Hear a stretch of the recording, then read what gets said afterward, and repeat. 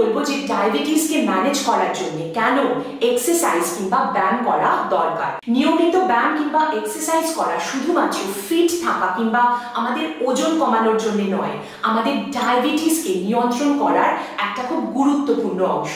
ব্যায়াম কিংবা এক্সারসাইজ আমাদের শরীরে ইনসুলিনের কাজ করার ক্ষমতা বাড়িয়ে দেয়। আর আমরা সবাই জানি যে ইনসুলিন আমাদের শরীরে সুগারের মাত্রা কমাতে সাহায্য করে। তাই ব্যায়াম করার জন্য যদি ইনসুলিন আমাদের শরীরে ভালোভাবে কাজ করতে পারে, তাহলে আমাদের শরীরে সুগারের মাত্রা খুব সহজেই কমে যেতে পারে আর আপনার শরীর সুগার নিয়ন্ত্রণে আরো কার্যকর হয়ে উঠবে। তাছাড়া নিয়মিত ব্যায়াম আমাদের হার্ট আর আমাদের রক্তনালীকে সুস্থ রাখে, ফলে হার্ট অ্যাটাক কিংবা স্ট্রোকের ঝুঁকি কমে যায়। নিয়মিত ব্যায়াম আমাদের ওজন কমাতেও সাহায্য করে। আপনাদেরকে এটা মনে রাখতে হবে যে টাইপ 2 ডায়াবেটিসে যদি আপনি আপনার শরীরের ওজন মাত্র 5 থেকে 10% কমান, তাহলেও কিন্তু আপনার সুগারের মাত্রা অনেকটাই নিয়ন্ত্রণে থাকবে। এমনকি আপনার ডায়াবেটিসের ওষুধের চাহিদাও কমে আসবে। তাছাড়া এক্সারসাইজ আমাদের মনের ওপরেও ভালো প্রভাব ফেলে। ব্যায়াম করলে আমাদের শরীরে ফিল গুড হরমোন মানে